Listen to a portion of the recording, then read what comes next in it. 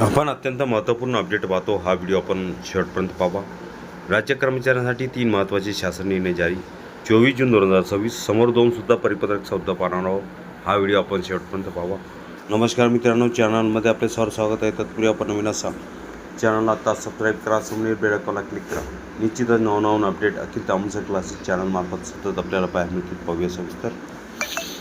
राज्य अधिकारी व कर्मचाऱ्यांच्या संदर्भात दिनांक 19 जून 2026 रोजी शासनाने 3 महत्त्वपूर्ण शासन निर्णय निर्गमित केले आहेत। वित्त विभाग, महसूल व वन विभाग तसेच सामान्य प्रशासन विभागाच्या माध्यमातून हे निर्णय जाहीर करण्यात आले आहेत।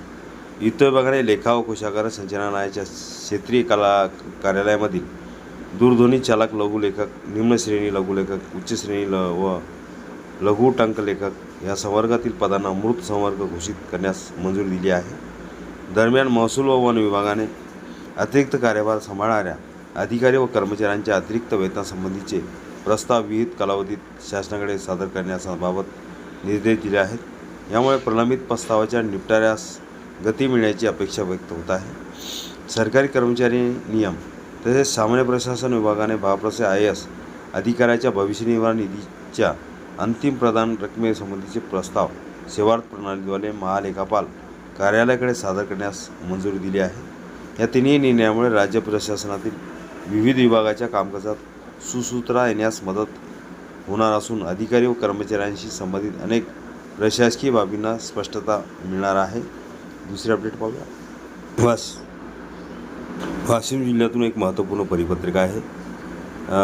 22 जून 2026 अधिवेशना काळात शिक्षकांनी मुख्यालय न सोडण्याबाबत उपरोक्त विषयास अनुसरून कळवण्यात येते की सद्यस्थितीत महाराष्ट्र विधिमंडळ पावसाळी अधिवेशन दिनांक 22 जून पासून मुंबई येथे सुरू होत असून हे अधिवेशन दिनांक 22 जून 2026 ते दिनांक 10 जुलै 2026 या कालावधीत कोणत्याही कर्मचारी यांनी मुख्यालय सोडण्यास परवानगी देण्यात येऊ नये।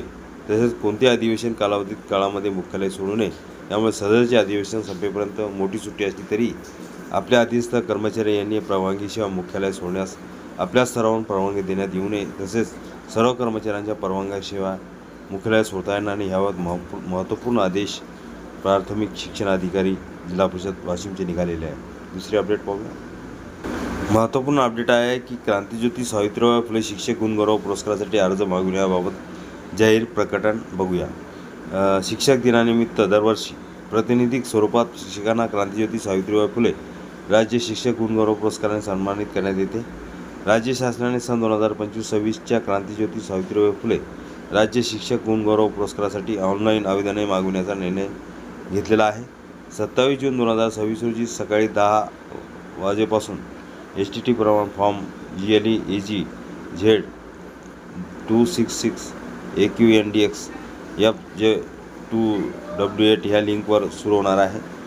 इच्छुक शिक्षकांनी दिनांक 10 जुलै 2026 रोजी सायंकाळी 5 वाजेपर्यंत क्रांतिज्योती सावित्रीबाई फुले शिक्षक गुणगौरव पुरस्कारासाठी आवेदन भरावयाचे आहे। महेश पालकर यांच्या स्वाक्षरी निघालेलं महत्त्वपूर्ण परिपत्रक। अजूनही चॅनलला नवीन असाल चॅनल लगेच सबस्क्राईब करा। असे नवनवीन लेटेस्ट अपडेट आपल्यापर्यंत सहज पोहोचतील। लाईक करा, कमेंट्स करा, मित्रांना शेअर करायला विसरू नका।